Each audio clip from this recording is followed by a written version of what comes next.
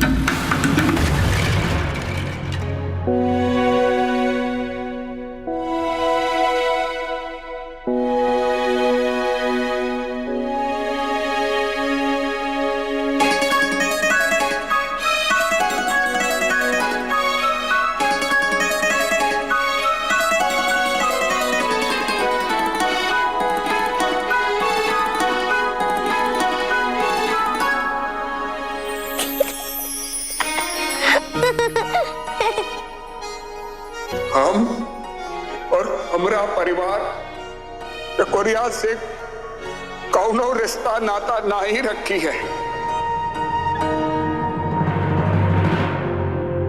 एक बात बताए, जो भी इमली हमका बता रही है वो सुनकर हमका बहुत बुरा लगा, पर हमरे आँख से कबो पानी नहीं निकला था। हम कबू रो दे नहीं है।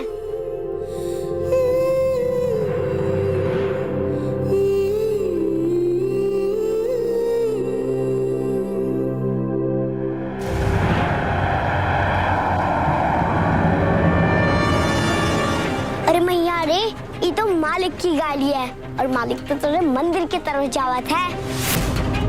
पिता, अरे अभी पपीता खा ही लिया ना, तो चला अभी चलो।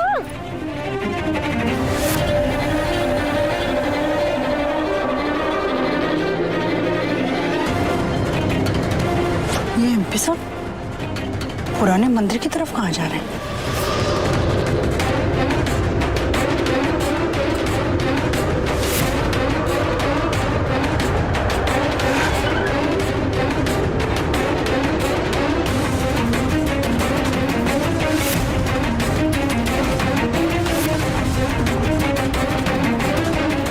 ड्राइवर गाड़ी रोको और हाँ, एक तरफ यहाँ साइड में लगाओ।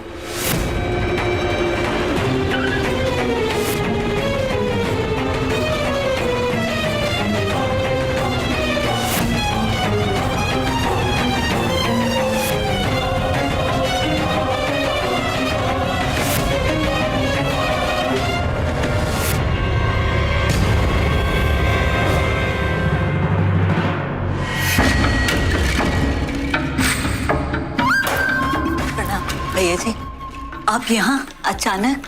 सब ठीक तो है ना? कुछ ठीक नहीं है। तुम्हें और देवी माँ को जल्द से जल्द यहाँ से निकलना होगा। पर कहाँ? दूर दूर, यहाँ से बहुत दूर।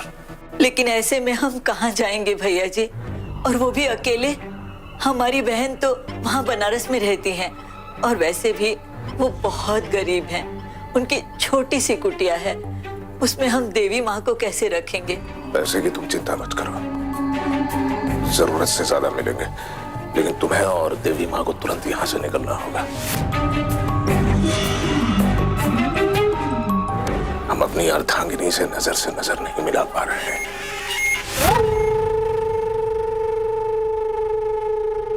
भैया जी, आप आए हैं तो देवी माँ के दर्शन तो कर लीजिए। देवी माँ का चढ़ावा भी हो जाएगा।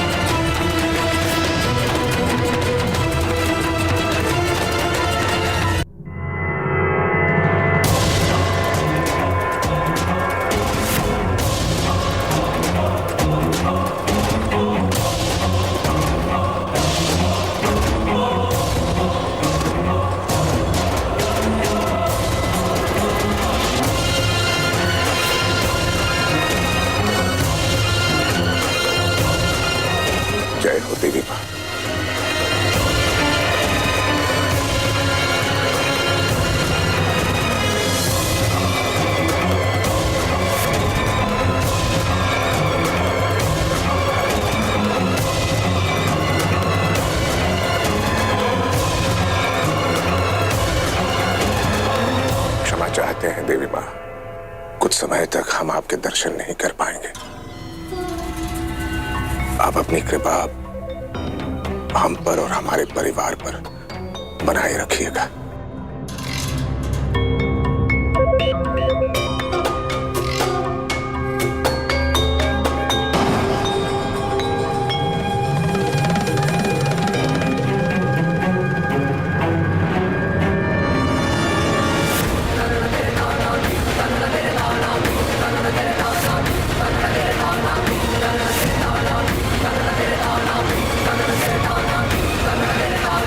भैया जी, आप जैसा भाग्यवान कौन होगा? लोगों के पास मंदिर हो सकते हैं, लेकिन ऐसी देवी माँ, वो भी साक्षात लक्ष्मी का स्वरूप, उनके पास नहीं हो सकती। आपके और आपके परिवार पर देवी माँ की कृपा सदा बनी रहेगी।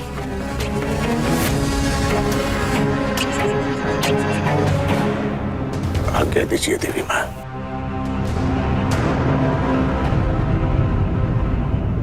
तुम जरा इधर आओ, तुमसे बात करनी है। जी। देखो, हम तुम्हें हमारे एक खास आदमी का नंबर दे रहे हैं। बनारस का रहने वाला है। किसी भी चीज की जरूरत हो तो उसे फोन कर देना, वो ला कर दे देगा। बीच बीच में देवी माँ के दर्शन लेने आएंगे। देवी माँ को कष्ट नहीं होना चाहिए, याद रखना।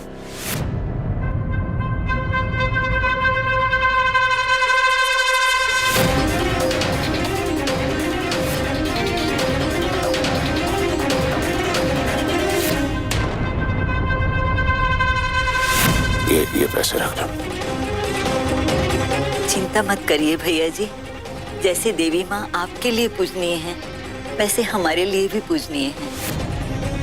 हम इन्हें जरा भी कष्ट नहीं होने देंगे, आप भरोसा रखिए।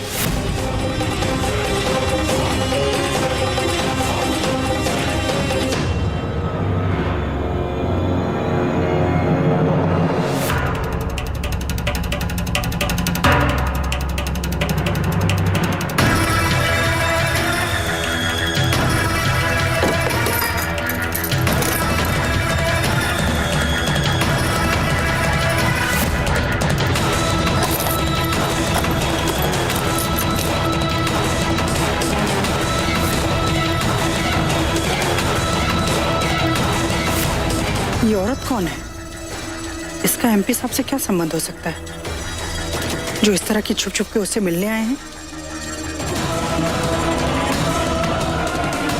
और ये ताला क्यों लगाया हुआ है? इस वीरान मंदिर में ऐसा क्या है जो कोई चोरी कर ले जाएगा?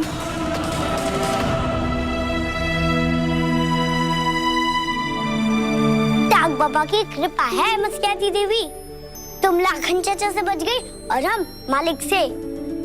अगर हम पकड़े जाते ना तो फिर मालिक हमका कबो दौड़ने को नहीं देते, और अगर ना दौड़िए ना तो सब गड़बड़ हुई जाइए। प्रार्थना करो मुस्कियाती देवी, सब ठीक ठाक रहे। और अब जो इमली हमका बताई रही ना, वो सुन के तो हमारा जीतना बहुत जरूरी हुई गवाह है।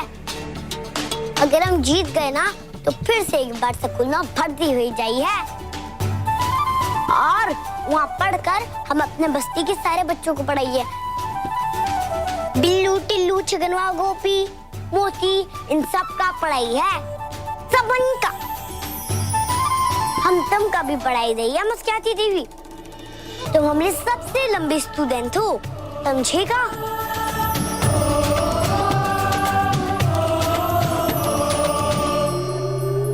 हमेशा ध्यान रखना। हाँ? एक बार तो उस लड़की की वजह से भेद खुलते खुलते बचा है, फिर कोई भूल हो गई तो हम कहीं के नहीं रहेंगे। भेद? ये चक्कर क्या है?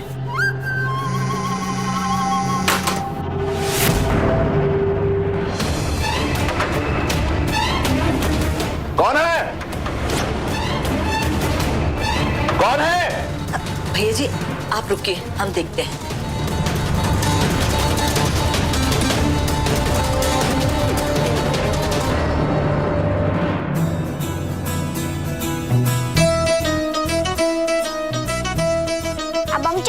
मुस्कुराती देवी, हमका हवेली जल्दी पहुंचने का है और वहाँ बहुत काम करेगा है और सुनना भी तो है। अर्जुन से बोले रहे कि दौड़े के लिए ध्यान देना जरूरी है और ध्यान देने के लिए दिमाग तेज चलेगा पड़ी है और दिमाग बराबर चलने के लिए सोए की तो बहुत बहुत बहुत बहुत बहुत जरूरी है। अब तुम भी आराम कर लियो मुस्कुराती देवी, फिर मिली है, जल्दी मिली है।